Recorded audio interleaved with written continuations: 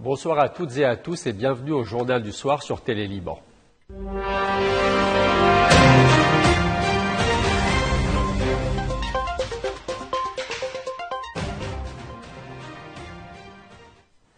Le Conseil des ministres a officialisé aujourd'hui les nominations ministérielles. Reportage Joël Sfer.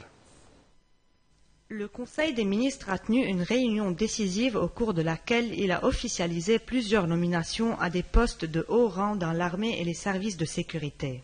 Cette annonce intervient dans un contexte où le pays tente de stabiliser ses institutions tout en répondant aux exigences des bailleurs de fonds internationaux, notamment le Fonds monétaire international. Des nominations basées sur l'expérience et la compétence. Le ministre de l'Information, Paul Morous, a annoncé lors d'une conférence de presse la nomination de hauts responsables militaires et sécuritaires.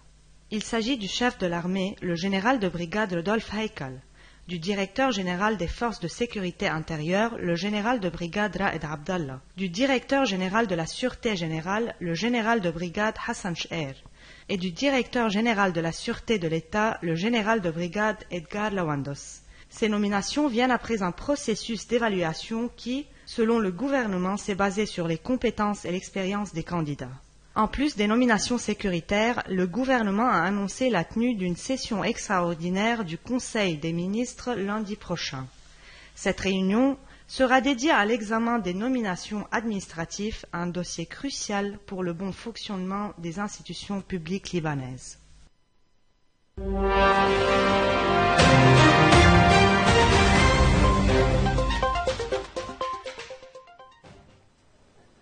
Le président par intérim Ahmed El-Sharaa a signé une déclaration constitutionnelle marquant le début d'une période de transition de 5 ans. Une étape clé vers une nouvelle ère politique après des décennies de régime autoritaire. Cette déclaration vise à poser les bases d'une réforme politique profonde en Syrie. Elle prévoit une séparation stricte des pouvoirs dans le pays, une mesure présentée comme une rupture avec le système précédent où le pouvoir exécutif dominait toutes les institutions. Et face à une recrudescence des violences dans l'ouest et le centre du pays, les nouvelles autorités syriennes ont pris une décision stratégique pour tenter d'y rétablir la stabilité. En Syrie, près de 1400 civils ont été tués depuis le 6 mars dans l'ouest et le centre du pays, alors que les forces de sécurité syriennes et des groupes alliés sont accusés de ces violences.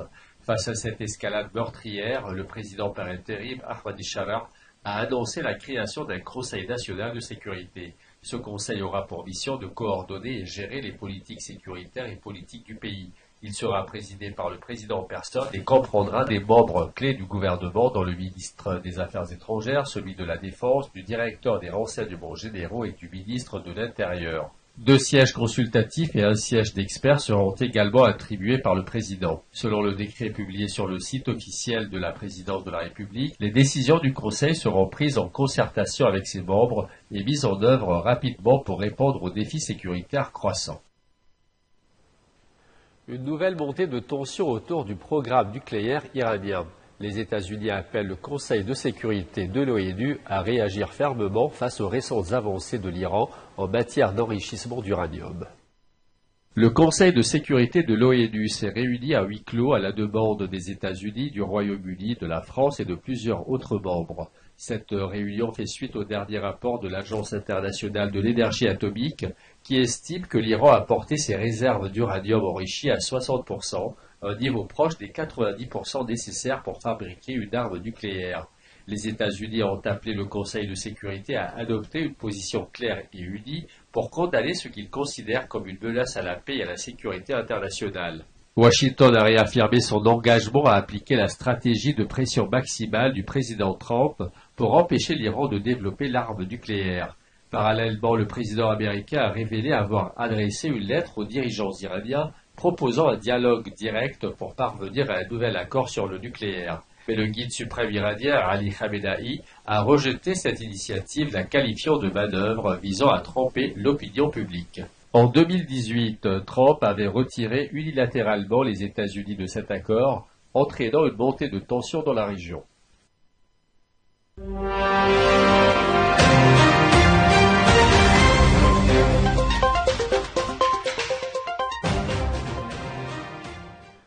Une nouvelle nouvelle avancée diplomatique dans le conflit en Ukraine. Le président américain Donald Trump se dit optimiste quant à une possible trêve de 30 jours entre Kiev et Moscou. Mais dans le même temps, une nouvelle attaque massive de drones ukrainiens a visé plusieurs régions russes, faisant monter la tension. Dans la nuit de mercredi à jeudi, le ministère russe de la Défense a affirmé avoir abattu 77 drones ukrainiens dans différentes régions proches de la frontière ukrainienne. Cette attaque intervient alors que Donald Trump a proposé une trêve de 30 jours pour tenter de calmer la situation sur le terrain. De son côté, le président russe Vladimir Poutine a ordonné à son armée de complètement libérer la région de Koursk des forces ukrainiennes. Lors d'une visite aux troupes dans cette région frontalière, il a déclaré que l'objectif était de nettoyer complètement le territoire de l'ennemi. Sur le front diplomatique, des négociateurs américains se sont rendus en Russie pour discuter des termes du cessez-le-feu. La Maison-Blanche a confirmé que le conseiller à la sécurité nationale, Mike Waltz, s'est déjà entretenu avec son homologue russe. Une conversation téléphonique directe entre Donald Trump et Vladimir Poutine pourrait également avoir lieu dans les prochains jours, bien que le Kremlin ait jusqu'à maintenant refusé de s'engager clairement sur la proposition de cessez-le-feu. Dans les rues de Kiev et de Moscou, la proposition de trêve est accueillie avec scepticisme. Un climat de méfiance persiste donc des deux côtés malgré l'optimisme affiché par Donald Trump. La balle est désormais dans le camp de Moscou, dont la réponse pourrait déterminer l'avenir du conflit. Direction la Chine, où un groupe de jeunes femmes est en train de redonner un coup de neuf au kung-fu traditionnel. En mêlant arts martiaux et culture numérique, elles ont su séduire une nouvelle génération de passionnés à travers les réseaux sociaux. Poing serré, sabre en main, Doa de Ruru, 23 ans, font l'air avec glace dans un temple niché dans les montagnes du mont Hebei, dans la province du Sichuan. Elle fait partie d'une troupe de 9 jeunes femmes déterminées à moderniser et populariser le kung-fu des Maïs, un art martial ancestral chinois. En Chine, le kung-fu est traditionnellement un domaine masculin. Mais ce groupe de jeunes femmes défie les stéréotypes en combinant maîtrise des arts martiaux et culture numérique.